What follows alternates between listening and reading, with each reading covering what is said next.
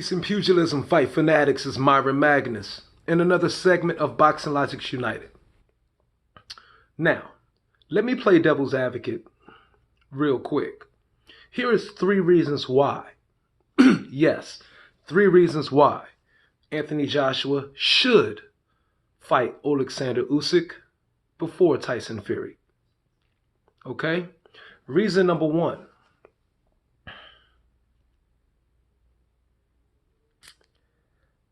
Kubrat Pulev was not a very good prep fight in leading up to a Tyson Fury. Or should I say going into a fight with Tyson Fury. Kubrat Pulev cannot help you work on some of the things you will need to work on, okay, before you fight someone like a Tyson Fury. Not at all. Tyson Fury is a superior boxer. Kubrat Pulev is not. Tyson Fury is a superior mover. Kubrat Pulev is not. Tyson Fury has good ring IQ. Kubrat Pulev does not. But you know who does have? Or should I say a great boxer with great ring IQ? Okay? And all the other things? Oleksandr Usyk. Oleksandr Usyk. That is a fight that can definitely prepare Anthony Joshua for Tyson Fury. Definitely. He's great with his feet. He could also make Anthony Joshua put a bit more emphasis on his stamina and conditioning, because Oleksandr Usyk is a highly conditioned fighter. As we all know, he starts slow, finishes up strong, very strong. He has great feet. He's a great mover. Tyson Fury is a great mover. He has great boxing skills. Tyson Fury has great boxing skills. Okay? Oleksandr Usyk can supply Anthony Joshua with almost everything he needs before going into a fight with Tyson Fury, besides the extra 5 inches and 3 inches in reach, or 4 inches in reach. Oleksandr Usyk can provide that. And Oleksandr Usyk will be a fighter, a kind of fighter that Anthony Joshua has not faced yet at all. Anthony Joshua has not fought anyone like Oleksandr Usyk in his career ever. And fights like that can help prepare him for anything that comes his way. Because like he have said, he's been learning in the process, right? Well, Oleksandr Usyk is a great fighter to fight, to learn a lot about yourself and become the best all-around fighter you can as a heavyweight. Okay? Definitely. Okay? Forget the Kubrat Pulev performance. Oleksandr Usyk can get you ripe and ready, as good as any fighter can, for Tyson Fury. Without a doubt. There's much similarities. Okay? Much similarities. Okay? The second reason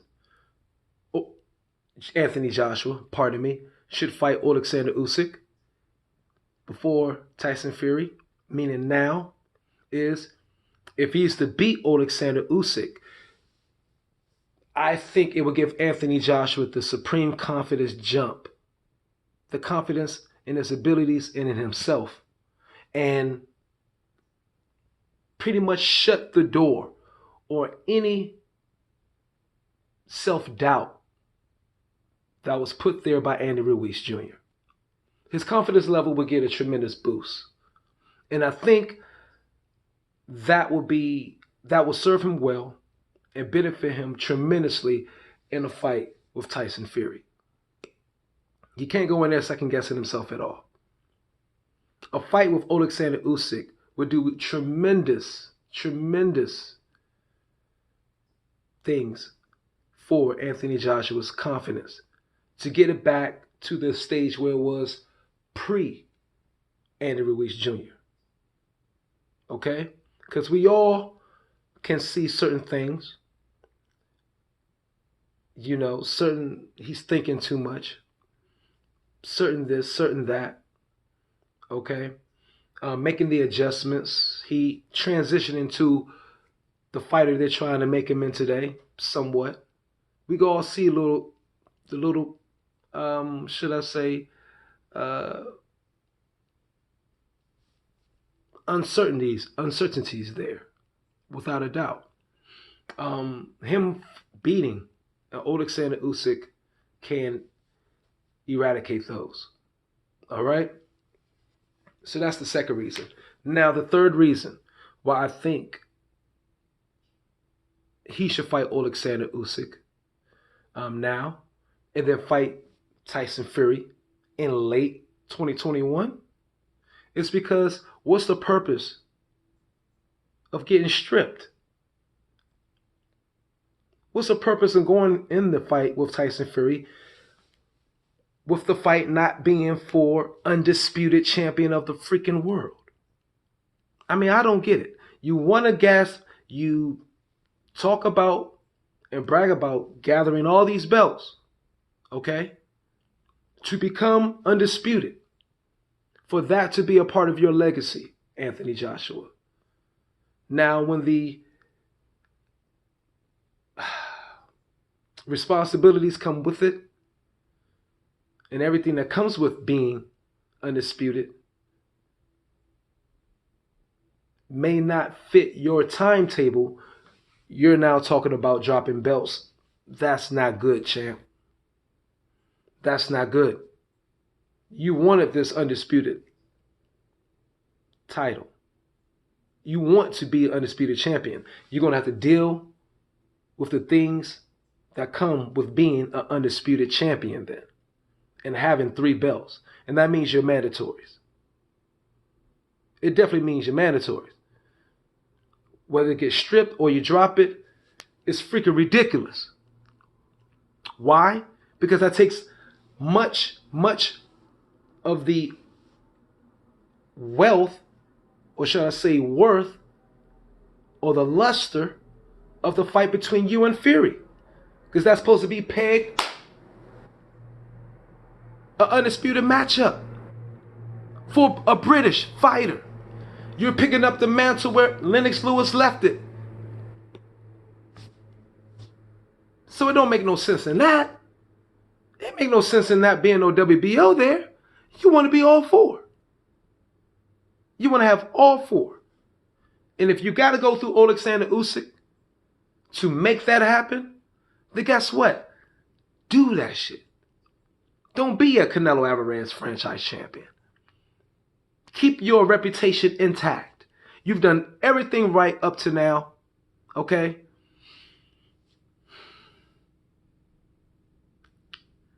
Yeah, the world looking crazy right now. We don't know where maybe a year from now will look like. But that's the thing. We don't know. Yeah, you got COVID-19. But late December, the lockdown may be up and you can have a smash mega matchup in the UK, in London, of all places, for a new British world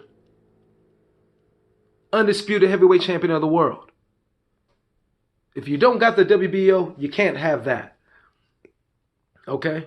Yes, we want to see you and Tyson Fury fight, but we all want to see an undisputed heavyweight champion of the world. That's where the legacy is. That's where the legacy is, bro. Okay? So going in there without the WBO should not even be a freaking thought. So I didn't like it when it was even mentioned that that could be. And it may look like that is what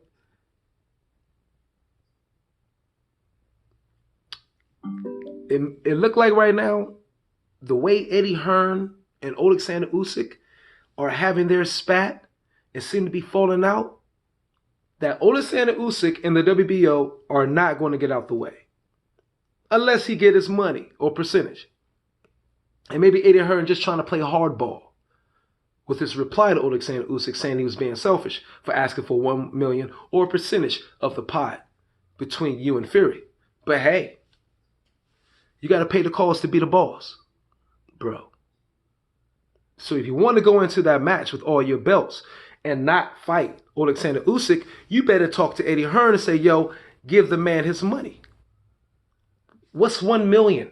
Well, both of you going to make freaking 80 to 100 million each. Huh? You know what I'm saying? Maybe less, but huh? Tell Eddie Hearn he wanted so much, take it from his piece. Take it from his cut. Eddie Hearn, you pay him, you want this fight. Get it done. 500 apiece from both of you guys' pot. I don't understand how you won't give up 500,000 or you won't give up 1 million, the whole 1 million out your freaking purse, Joshua. If you want Undisputed so bad, want to fight Tyson Fury next, just give him the $1 million yourself. If that's all Oleksandr is asking for, give him the damn $1 million. What is that? Freaking peanuts, Slim. Are you crazy? But if you don't want to do that, which I can't imagine you don't want to do that. I can only imagine you do, and you would give him $1 million real quick to step aside. That's what my logic is telling me. And maybe it's just for, people to start talking. But if you really don't want to pay him to step aside what he asks for, then go through him. Because it'll benefit you definitely if you win, okay? Definitely if you win in your next fight with Tyson Fury. It can only help you. Even if you lose, it can only help you. And you got the rematch, to get that done out the way. You might have another loss, but you'll be a more well-developed fighter. Okay? So again, what's the use of you and Tyson Fury fighting without it being undisputed? I don't get it. This is Myron Magnus in another segment of Boxing Logics United. Like, subscribe, share. Peace and pugilism.